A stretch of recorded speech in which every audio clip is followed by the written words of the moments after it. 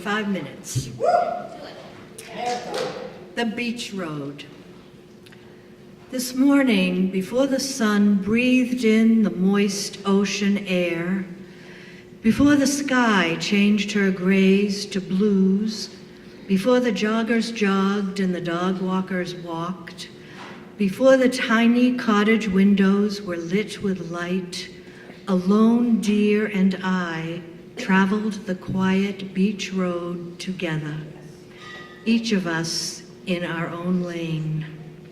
With her long, lean legs, she matched her pace with mine. With my 4 round wheels, I matched my pace with hers. We gazed at each other with curiosity until she turned left through the grasses towards the pond, and I continued my long journey north for a play date with my grandmother. My granddaughter.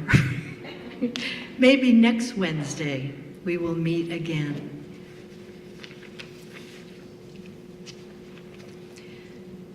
This poem is called Some of Us, and it was written a very long time ago. Some of us have names that are hard to remember. Some of us have faces that are easy to forget. Some of us slip silently into this pool of life, leaving barely a ripple in our wake. Some of us are underwater swimmers, smooth, sleek, and swift, staying just beneath the surface, seldom coming up for air, always inconspicuous, sometimes mysterious. Some of us bend and blend so easily we remain unseen, unnoticed, as we become the very food you eat, the air you breathe, the buoyant waters that hold you as you splash your way through life.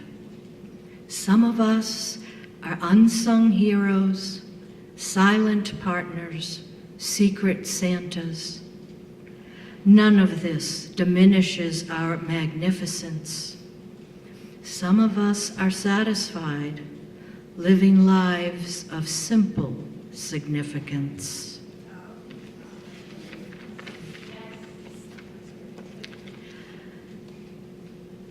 I'm not very political, but this is my idea of a political poem. I do not read the newspaper anymore. I read novels and magazines, recipes and poems. I read clouds and sunsets, shadows and snowflakes. I read bird prints and tide lines on the shore, the bark of trees, the patterns of pine needles on the forest floor.